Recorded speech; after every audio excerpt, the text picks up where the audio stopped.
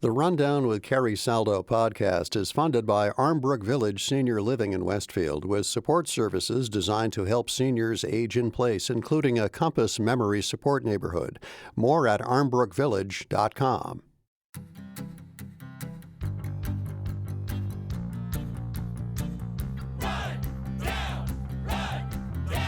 This is The Rundown, your weekly news and review from Western Mass.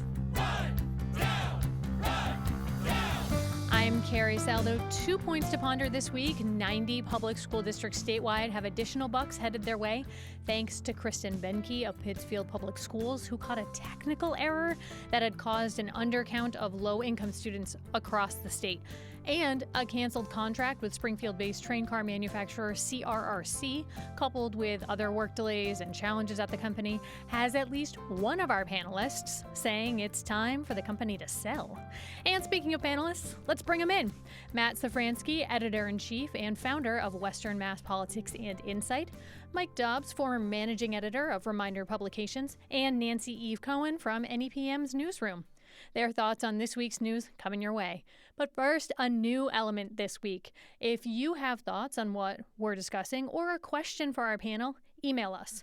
therundown@nepm.org. That's therundown@nepm.org. Sam Drivesdale reporting for the State House News Service this week. The Massachusetts Water Resources Authority is considering whether the communities that surround and protect the Quabbin Reservoir should finally get to reap the benefits of the system. A preliminary study would include Western Mass towns of Ware, Ludlow, Belchertown, Shutesbury, Wendell, New Salem, and Orange, and a few others closer to Worcester. Mike, the Quabbin Reservoir makes me think about two things: my Uncle Danny fishing and the fact that central and eastern Massachusetts get their water from the Quabbin to the tune of about 3.1 million people. But fun fact that you pointed out to me, there are towns here in western Massachusetts that currently do get their water from the Quabbin. Fill us in. Well, Chicopee, I believe, is the largest of the towns. There's also part of South Hadley, and I believe it's also Wilbraham as well. I find this so ironic that now the Boston folks who decided, we got to take away these Western Massachusetts towns and move everyone and build a reservoir for us, are now thinking, well, maybe we should actually extend this water to communities that border the communities that are at the bottom of the Quabbin. I guess my question is, how's this infrastructure going to work of delivering the water to these communities? Yeah. Lots, obviously, to be hammered out in this study. Nancy, go ahead. Yeah, Alden Borns did some reporting recently, and he visited a couple of towns. One was New Salem, which has had PFAS in the water in an elementary school. That's now been taken care of with filtration. But he also, to your point, he visited where the water, people are getting water that's brown, that's rust colored. It's coming out of a cistern, and that Ware looked into whether it would be more beneficial to hook into the Quabbin or to build their own infiltration plant. And it cost them too much to hook into the Quabbin. So they decided not to do that. And keep with that filtration. And they are saying that the water is safe to drink, but it's just really unfortunate to have to deal with that coloration and whatnot in the water. Senator Joe Comerford and Rep. Aaron Saunders have proposed the Quabbin water excise tax that estimated $3.5 million would be the yield there. And that money would be directed to Quabbin watershed communities like Ware, those places that New Salem that Nancy mentioned, and others, and would be spent on health, welfare, safety, others. But Matt, you have, that bill has yet to go anywhere in the House, I should say also. But Matt, you have some historical context on Quabbin, right? Yeah, I mean, when Quabbin was first approved by the legislature, as Mike referred to, there was nothing for Western Mass in it. But there was a very vigorous debate among legislators from that area. There's a recent book that's going to be coming out in the next year or so called The Political Life of Reverend Roland D. Sawyer, which is about a state rep from that area. And they talk about the complications terms of trying to get this through and the fights that were going on. Obviously, Ware was not disincorporated like the other 4 towns were, but that was obviously affected by it. But nevertheless, I mean, the bill that gets the Quabbin Reservoir approved gets through, and then it's years, like I think it's in the mid-40s, before they actually approve allowing water to be drawn from it. So it's kind of interesting that it, even at the time that it was originally passed, like it was, concerns about construction impact on the neighboring towns, but nothing about anybody really benefiting from the Quabbin. There's a film that was made in 1981 called The Old Quabbin Valley. I know about it because I worked on it a long time ago. It was made by a local filmmaker, Larry Hott, part of Florentine Films at the time. And there's a wonderful opening scene of an interview with a man who was an engineer on the Quabbin. So this was filmed around 1980. He was an engineer in the 1930s. He said he got married at that time and he, quote, set up housekeeping with his wife in the town of Enfield, which was one of the towns that was flooded. So he lived there. He worked as an engineer to do the flooding. And he sat in this rowboat, wonderful scene, pointed down at the water and said, Enfield, it's about 150 feet below here. Wow. So it's, this really affected people. They took apart every house, every barn, every factory so that there was no contamination in the water for the people in Boston. And now, as you think about that, maybe you can't use a motorboat on Quabbin, but you can fish. You can't swim, but you can certainly walk around it. So really to think about the roots of how that water source in this beautiful, pristine, natural area got there, it was through the sacrifice of 4 communities and many, many, many people. Interesting that they're talking about adding more people to drain off on this water during a time when we're hearing about droughts, lack of water. But the State House News story pointed out, despite adding new customers to the system, water demand in 2023 was the lowest since 1950, and the reservoir is overflowing. Mike, what do you think when you hear that? I think of low-flow toilets. I think of more efficient washing machines, and I think about our absolutely inexplicable habit of bottled water everywhere. Yeah. Obviously, those kinds of, in 2 of the cases, advancements about how we use water probably have affected this. On the other hand, there have been suggestions been made in front of me about bottling Quabbin water, that maybe we should get into the business of, if it's excess, because Quabbin water is great water, that we should bottle it and we should sell it. I'm not sure if personally I'm in favor of that, because I actually believe in maintaining safe tap water services because we're paying for that. But nonetheless, that's something that's been suggested. I was somebody who lived in Denver, Colorado, and have watched very carefully with great interest at how the Colorado River has been used and abused by not only Colorado, but then places across the West. So I sort of get chills a bit when I think about hearing, oh, we have too much water in the Quabbin. Let's use it as a water resource for new housing in the eastern part of Massachusetts. And the idea, the potential of overuse of this resource scares me a bit, but am I seeing yellow lights where maybe I shouldn't panel? No, I think that you're using good common sense and observation. We don't know what the future is going to be like with climate change. We really don't. If we have a bunch of water now, well, maybe we should keep it. Well, what we do know is that we're having extreme weather, and we've had more precipitation in New England over the past, since 1970, 20 to 30% more precipitation. We have more water in the Quabbin as a result, and also more precipitation in our general area in the past year. So, maybe I'm not, but this may or may not continue. There's also been periods of drought. So it's unpredictable. Well, from drops of water to dropped contracts. Adam Frenier for NEPM. The Southeastern Pennsylvania Transportation Authority, known as SEPTA, announced late last week it's terminating its $185 million contract for 45 train cars for its commuter railroad. The Philly Inquirer newspaper reported the project is years behind schedule and that the cars had many mechanical issues. A business agent for the union, Robert Wilson, spoke with Adam, and he said it's up to the company to resolve the production issues to secure its future. I'm hopeful the right things happen and the product's delivered as promised, and there's not issues with quality or breakdowns or anything else. A lot of taxpayer money in these contracts, and we need to be delivering a quality product. And if we're not going to get future contracts. A lot of taxpayer money. The state's contract with Massachusetts contract, that is, with CRRC to build new trains for the T in Boston has now ballooned to over $800 million. Mike, thoughts on this CRRC union member who's saying that these future contracts are on the line? This is very frightening because we have a huge multi-million-dollar facility here in Springfield, courtesy of the work of former Governor Deval Patrick. He really wanted this to be in Springfield because of the impact that these good-paying union middle-class jobs would have on our economy.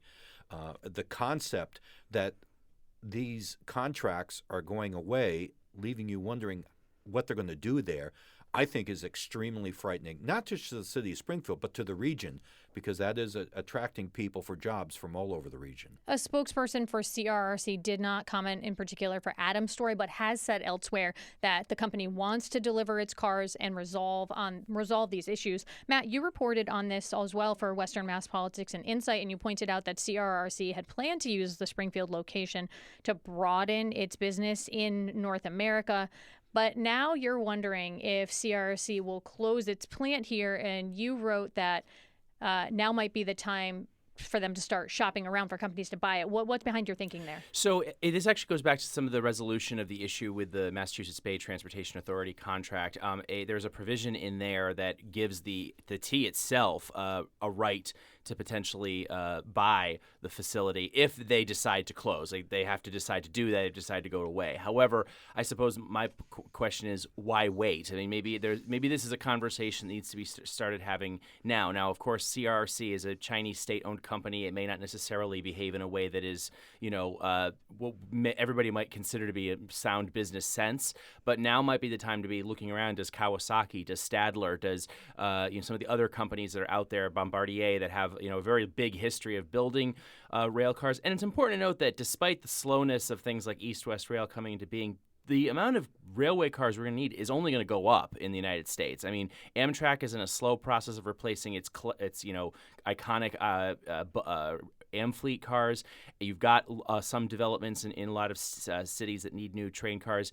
This could be useful to somebody. Now, there's obviously going to be some patent issues and who takes care of the contract afterwards, but this is a conversation that needs to start happening sooner rather than later, I think. And maybe there's a way to coax CRRC to say, thanks, for coming, but we need to get this plant working for somebody else. And the idea of train cars and hearing about the MBTA and using the T always sort of rankles me a bit, because I think maybe I grew up in and around Western Massachusetts and spent a fair amount of time in Boston, but maybe I've ridden the T twice. So to think about another $880 million being directed in that way, it just sort of touches me in the wrong way. Nancy, you cover the Berkshires all the time. Do you hear residents saying, like, this is way too much money heading east?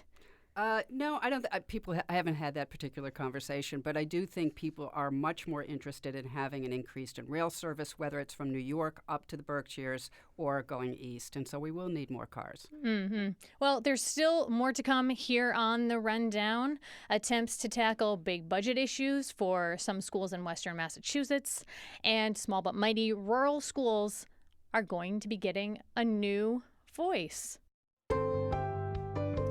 Welcome back to The Rundown. We are dishing about this week's need-to-know news from Western Mass with Matt Safransky, Mike Dobbs, and Nancy Eve Cohen. In the past few months, I've read and listened to stories about public school funding challenges across Western Massachusetts. And in one respect, as I think about the issue, funding challenges facing public schools are not particularly new. I can think back to school committee meetings 15, 20 years ago that I was sitting at, where the leadership was decrying the fact that they would have a level funded budget only, meaning, they're keeping the services the same, but inflation and other costs are obviously going to go up within that budget. But some new twists in this longstanding problem that are current. Inflation has been hitting schools hard, and there's the sunsetting of funding that was rolled out to bolster districts during the pandemic. And that's according to the Massachusetts Association of School Superintendents and Massachusetts Association of School Committees. Mike, you've been watching and reporting on schools for a long time. You've seen many a school budget cycle. Your thoughts on what's happening here around Western Massachusetts Massachusetts now? Well, I do think there's a crisis with this money that came about because of the pandemic leaving. I just did recently an exit interview with Dan Warwick, the superintendent of Springfield schools, and of course, the use of funds from the state has been really just a linchpin in his administration. He's been able to get money for new schools and retrofitting of schools. Springfield has gotten more money than Boston, but it's the operating side that we're talking about. And we did speak a little bit about unfunded mandates, and I think every school superintendent in the Commonwealth is fearful of how do I make something the state requires me to do a reality. And they really haven't solved that funding problem. They really haven't solved the unfunded mandate. And it's something that, as you mentioned, I think is only going to get worse or more acute. Something I mentioned off the top of the show is this news coming out of Pittsfield, and Matt Martinez reported on it for the Berkshire Eagle, the fact that Kristen Benke, the assistant superintendent for Pittsfield Public Schools, identified a technical error that caused an undercount of roughly 1,500 low-income students across the state. Jill Kaufman, doing some additional reporting on this morning, saw that 90 districts will get some additional funding as a result, and it runs a gambit here in Western Mass, about $7,500 in North Adams, almost $600,000 in Springfield, and Pittsfield to the tune of $2.4 to $2.5 million because of this undercount. Reactions from anyone here on the panel? Well, I mean, I with full disclosure that I have worked for the state of Massachusetts before, I have to say I'm not surprised that we're seeing some technical problems like this.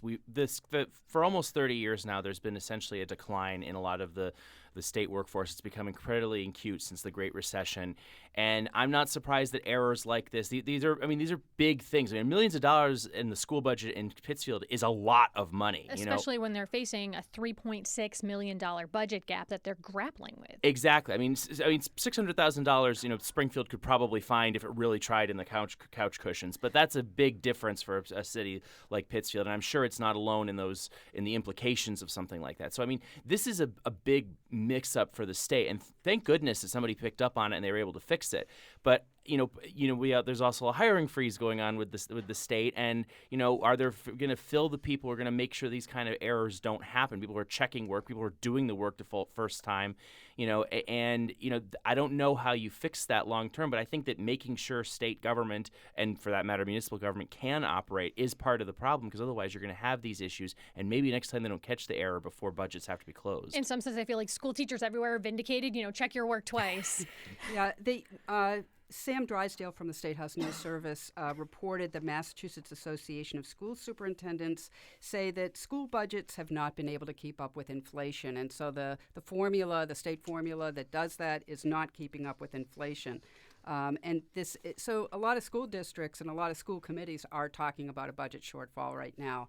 And in Pittsfield, principals at 4 schools, this is from Matt Martinez reporting from the Eagle, they were asked which position they would cut, and they all said the same thing: the school adjustment counselor. And to me, that really speaks to the way some students are still struggling and after the pandemic. And they would not cut that, right? Like that's a desperate... That's the one, they all agreed. That's the position they would not cut, the school adjustment counselor. And it just speaks to how important that is right now. Yeah, post-COVID, right? Students. Kids are still struggling. The Eagles' Matt Martinez also wrote, as in the case with public schools everywhere, Pittsfield is contending with the end of these federal government elementary and secondary school emergency relief funds, these ESSER funds that we mentioned before.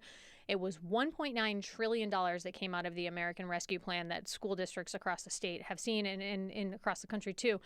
But the districts knew that this was emergency funding. So wasn't this a bit of a foreseeable problem? The funds were not going to last forever.